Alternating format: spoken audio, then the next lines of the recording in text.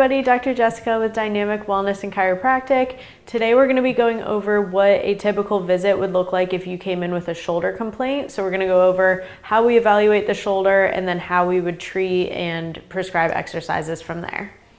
So we're going to start with just a full body movement screening to see which motions are restricted in Samantha here. So we're going to start in the neck. First, just chin to chest. Good, and then extending your head backwards as far as you can. Any pain there? A little bit. So there we can see Samantha's pretty restricted, so we'll make note of that. Go ahead and rotate to the right as far as you can. And same thing to the left. So a little restricted there as well. Next one, I'm going to have you turn around for this one. I'm going to have you bring your right arm up and over to touch your left shoulder blade. Okay, so ideally we want the hand to come a little further down and then go ahead and bring it under to touch the opposite shoulder blade.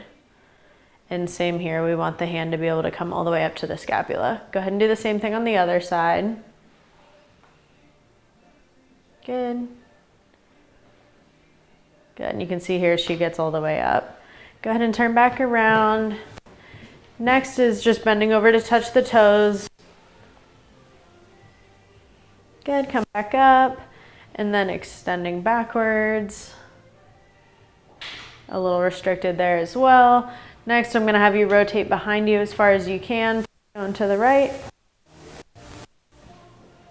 Okay, now that we've seen that Samantha had some restricted ranges of motion in the neck, the mid-back, and in the shoulder, we're going to go a little further into checking those specific ranges of motion. So first, I'm going to have you try and bring your arm up as high as you can. So as high as you can bring it, and then I'm going to see how much further she can go with my help.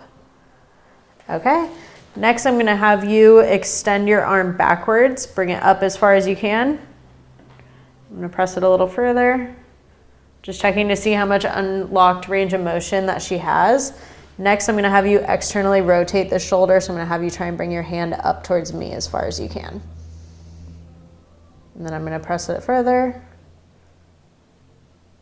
Okay, and then internal rotation, go ahead and bring the hand down as far as you can. Down? Like up towards me here, yep. Then I'm gonna bring it a little further up. Okay, now that we've done our evaluation, we've seen which muscles are involved, which ranges of motion were restricted. We're gonna start with some active release technique on the affected rotator cuff muscles. So we're gonna start with the supraspinatus.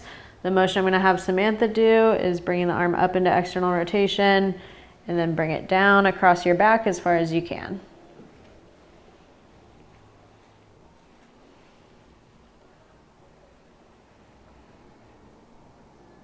Back up.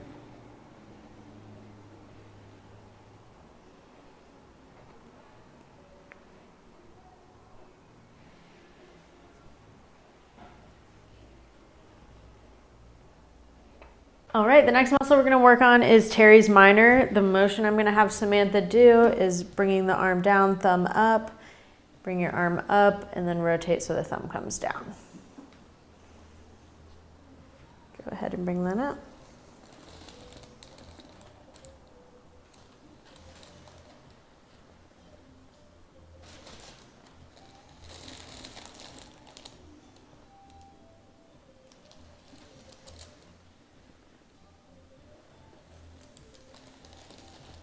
Okay, the next thing we're gonna do is adjust the upper thoracic spine on Samantha since her extension was restricted. I'm gonna have you give yourself a hug, wrap your arms around like this. So I'm gonna roll you towards me, put my hand right under your spine, light drop through here. That uses your own body weight to get a little extension in the upper back. So reach all the way over, tuck your chin towards your chest.